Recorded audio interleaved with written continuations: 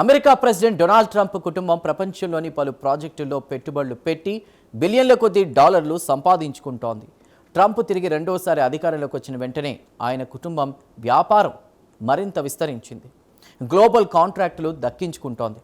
ఆయన కుటుంబ సభ్యులు, ముఖ్యంగా ఆయన కుమారులకు చెందిన కంపెనీలు డొనాల్డ్ ట్రంప్ జూనియర్, ఎరిక్ జూనియర్తో పాటు కామర్స్ సెక్రటరీ హోవార్డ్ లుట్నిక్ కుటుంబానికి చెందిన కంపెనీలు పెద్ద ఎత్తున లబ్ధి పొందాయి. మరోపక్క డొనాల్డ్ ట్రంప్ కూడా క్రిప్టో కరెన్సీలో సుమారు $1 బిలియన్ వరకు కూడా లాభం సంపాదించడాన్ని వార్తలు ప్రస్తుతం అమెరికాలో పెను దుమారం రేపుతున్నాయి. ఈ వివరాలేంటో ప్రత్యేక కథనంలో తెలుసుకుందాం.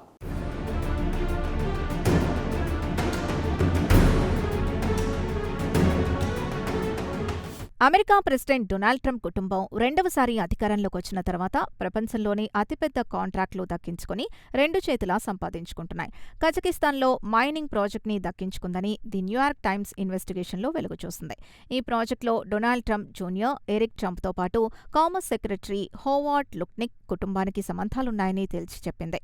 చైనా నుంచి క్రిటికల్ మినరల్స్పై ఆధారపడకుండా కజకిస్తాన్లో పెద్ద ఎత్తున మైనింగ్ ప్రాజెక్టులపై పెట్టుబడులు పెడుతోందా, లేక సొంతంగా అధికారాన్ని అడ్డుపెట్టుకుని డబ్బులు దండుకోవాలనుకుంటుందా అన్న అనుమానాలు కూడా వ్యక్తమవుతున్నాయి. కాగా ట్రంప్ కుటుంబం కజకిస్తాన్లో టంగ్స్టన్ అనే క్రిటికల్ మినరల్స్ ప్రాజెక్టుపై గతేడాది నవంబర్ 6న ఒప్పందం కుదుర్చుకుంది. ప్రపంచంలోనే అతిపెద్ద టంగ్స్టన్ నిల్వలు కజకిస్తాన్లో ఉన్నాయని చెబుతున్నారు. ఇప్పటివరకు అక్కడ ఖనిజాలను తవ్వలేదు.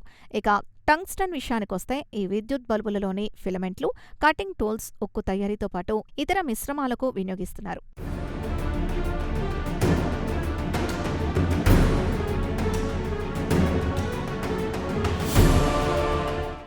ఈ టంగ్స్టన్ మైనింగ్ ప్రాజెక్టులో అమెరికా ప్రెసిడెంట్ డొనాల్డ్ ట్రంప్ కుటుంబం, కామర్స్ సెక్రటరీ హోవార్డ్ లుట్నిక్ భారీ మొత్తంలో పెట్టుబడులు పెట్టినట్లు జూన్ 28న ఎన్వైటీ ఒక వార్తను ప్రచురించింది. ఒప్పందం ప్రకారం ఈ ప్రాజెక్టుకు US export import bank, US international development finance corporation $1.6 billion పెట్టుబడులు పెట్టడానికి అంగీకరించింది. అయితే దీనికి అదనంగా మరిన్ని అనుమతులు పొందాల్సిందని ఎన్వైటీ తెలిపింది. ఇక కజకిస్తాన్ మైనింగ్ నుంచి ఏడాదికి 12,000 మెట్రిక్ టన్నుల టంగ్స్టన్ వెలికితీసే అవకాశం ఉంది. విదేశాల నుంచి దిగుమతి చేసుకునే క్రిటికల్ మినరల్స్ అంతా ఒకచోటే లభిస్తుంది. గ్లోబల్ మార్కెట్లో చైనా క్రిటికల్ మినరల్స్లో తన ఆధిపత్యం కొనసాగిస్తోంది. మొత్తం 60 క్రిటికల్ మినరల్స్ జాబితాలో చైనా 25 వరకు ఉత్పత్తి చేస్తోంది. ఇక చైనాకు పోటీగా అమెరికన్ కజకిస్తాన్ మినరల్స్ పై ఆధారపడుతోంది. దీంతో ఇక చైనాకు గట్టి పోటీ ఇవ్వాలనుకుంటోంది. ఇక కజకిస్తాన్ లభించే టంగ్స్టన్ విషయానికొస్తాయి. ఈ ఖనిజం ప్రస్తుతం అమెరికాకు అత్యంత కీలకంగా మారింది. ముఖ్యంగా యుద్ధాలు జరుగుతున్న సమయంలో missile war heads, fighter aircrafts, semi కండక్టర్స్కు, అడ్వాన్స్ మ్యానుఫ్యాక్చరింగ్కు టంగ్స్టన్ కీలకంగా మారింది.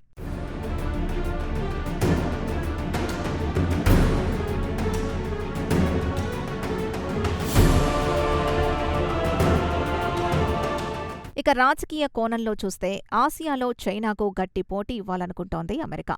చైనాలో క్రిటికల్ మినరల్స్ పుష్కలంగా ఉన్నాయి. దీంతో గ్లోబల్ మార్కెట్లపై చైనా పట్టు సాధిస్తోంది. ఇక కజకిస్తాన్లో కీలకమైన మినరల్స్ లభించడంతో వాషింగ్టన్ కజకిస్తాన్కు కీలక భాగస్వామిగా మారింది.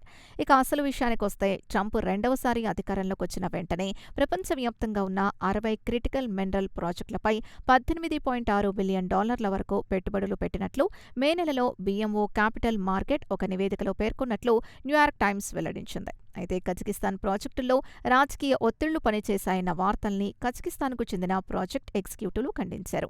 రాజకీయంగా ట్రంప్ కుటుంబానికి ఎలాంటి లబ్ధి చేకూర్చలేదని తేల్చి చెప్పింది. బైడెన్ అధికారంలో ఉన్నప్పుడే ఈ ప్రాజెక్టుకు సంబంధించి చర్చలు జరిగాయని చెబుతున్నారు. కానీ ఈ వాదనను ఎవరూ నమ్మే పరిస్థితి లేదు. మొత్తానికి ట్రంప్ అధికారంలోకి వచ్చిన తర్వాత మాత్రమే కాంట్రాక్టుకి సంబంధించి చర్చలు జోరందుకున్నాయని న్యూయార్క్ టైమ్స్ పేర్కొంది.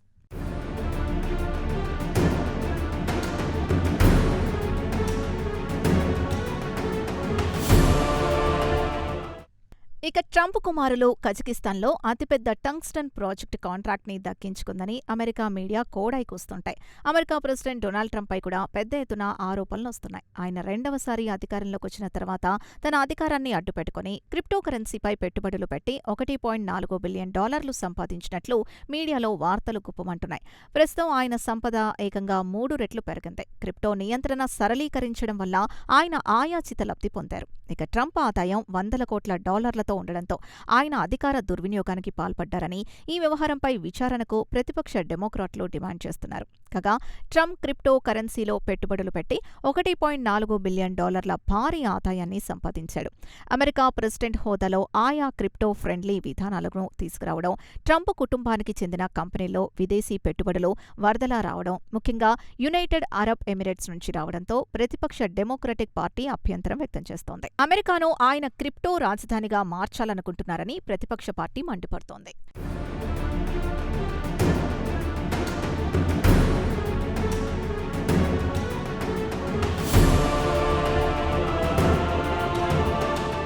ఇక ట్రంప్ విషయానికొస్తే అమెరికాలో ఆయన అతిపెద్ద రియల్ ఎస్టేట్ వ్యాపారి. అమెరికాలో అతిపెద్ద ప్రాజెక్టులు నిర్మించారు. మన హైదరాబాద్లో కూడా ట్రంప్ బ్రాండ్తో 2 అతిపెద్ద ప్రాజెక్టుల్ని ప్రారంభించింది. కోకాపేటలోని గోల్డెన్ మేల్ లేఅవుట్లో 4.5 ఎకరాల్లో 63 అంతస్తుల టవర్స్ని ప్రారంభించనుంది. ఇక ట్రంప్ జనవరి 20, 2025న బాధ్యతలు స్వీకరించారు. అటు నుంచి ఆయన క్రిప్టోపై ప్రత్యేక దృష్టి సారించారు. రెండవసారి అధికారంలోకి వచ్చిన తర్వాత ఆయన అమెరికాను క్రిప్టో రాజధానిగా మార్చాలని లక్ష్యంగా పెట్టుకున్నారు. ఈ క్రమంలో ఆయన క్రిప్టోకు అనుకూల విధానాల్ని తీసుకొచ్చారు. మాజీ అమెరికా ప్రెసిడెంట్ జో బైడెన్ అధికారంలో ఉన్నప్పుడు కాయిన్ బేస్ వంటి క్రిప్టో ఎక్స్చేంజ్లపై మోపిన అభ్యోగాల్ని ట్రంప్ అడ్మినిస్ట్రేషన్ ఉపసంహరించుకుంది. అమెరికా ప్రభుత్వ ఎథిక్స్ కార్యాలయం ఈ ఏడాది జూన్ 30న విడుదల చేసిన వార్షిక ఆర్థిక నివేదికలో ట్రంప్ సంపాదనను స్పష్టంగా వెల్లడించింది. 927 పేజీల ఈ నివేదిక ప్రకారం చూస్తే గతేడాది ట్రంప్ క్రిప్టో వెంచర్స్ ద్వారా $1.4 బిలియన్ కంటే ఎక్కువ ఆదాయాన్ని సంపాదించారు. ఇందులో ట్రంప్ కుమారులు కలిసి స్థాపించిన వరల్డ్ లిబర్టీ ఫైనాన్షియల్ నుండి $500 మిలియన్లకు పైగా, అలాగే ట్రంప్ మీమ్ కాయిన్స్ అమ్మకాల ద్వారా మరో $635 మిలియన్ సంపాదించినట్లు ఎథిక్స్ ఆఫీస్ విడుదల చేసిన నివేదికలో వివరించింది. ఫోర్బ్స్ నివేదిక ప్రకారం ట్రంప్ రెండవసారి అధ్యక్షుడిగా అధికారంలోకొచ్చిన మొదటి సంవత్సరంలో ఆయన సంపద $2.4 బిలియన్ నుంచి ప్రస్తుతం $6 బిలియన్ పెరిగిందని పేర్కొంది.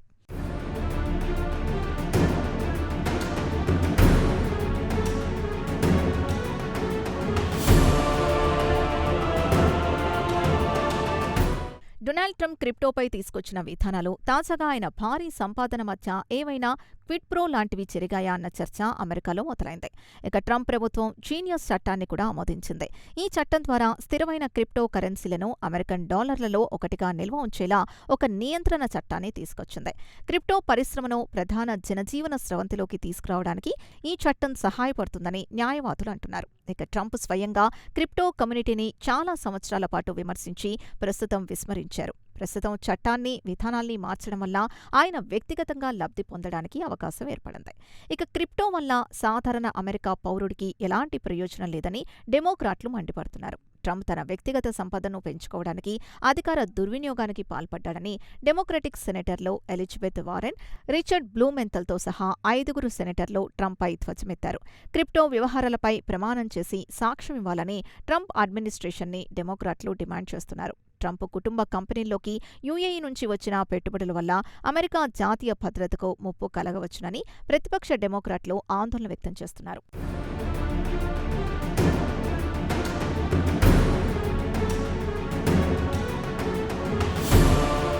ఇక ట్రంప్ రెండవసారి అధికారంలోకి వచ్చిన తర్వాత ఆయన కుటుంబం అధికారాన్ని అడ్డుపెట్టుకుని బిలియన్ల కొద్దీ డాలర్లు లబ్ధి పొందుతోంది.